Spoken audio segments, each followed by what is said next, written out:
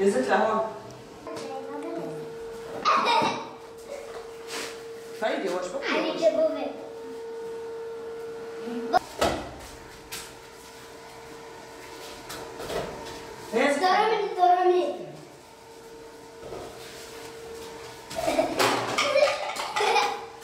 الزيت لوشي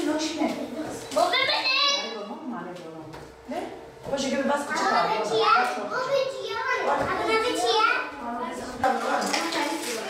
ديوانا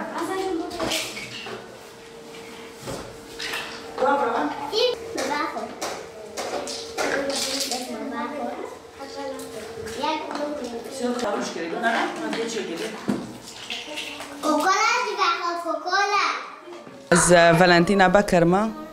از حفتة الديان نزيك بحضانة بما حضانة هيئة المرأة مرة فاكرنا جبو فيدو يكنو تنجي دكشينا جبو زاروك دخو تينن حضانة ما اما بزار كي مثلا حضانة 7-8 نيفو عمتين دوامي حتى ساعة 3 نيفو تقريبا حتى 4 بكام والعابي جندو انفرو دريزان ام رياضة باردة علمينان انفرو طابة دريزان انفرو بحث من دراقسنجي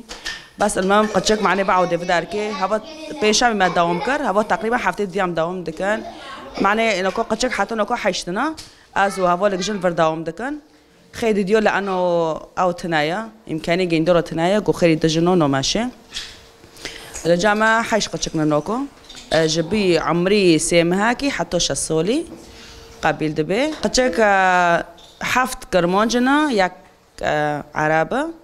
هاوجي برن ديونا قيزك وعم قد شكراري ام روي سلاف دعازبان روي سيه شوري خلص ام تعويض قد شكوبين وقد شك تعويض ما بين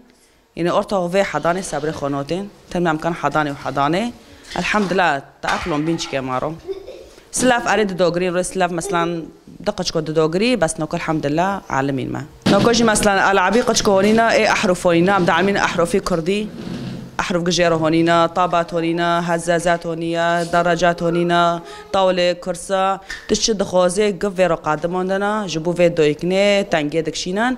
ودنگی ماجی مثلا ببیسن هر کسی اون در باز به حضانه بن لانه حلمی ما به 7 سال به حضانه والحمد لله ما رو او کرن مثلا حلمی ما حقق خوندن و ما رو به حضانه و کرن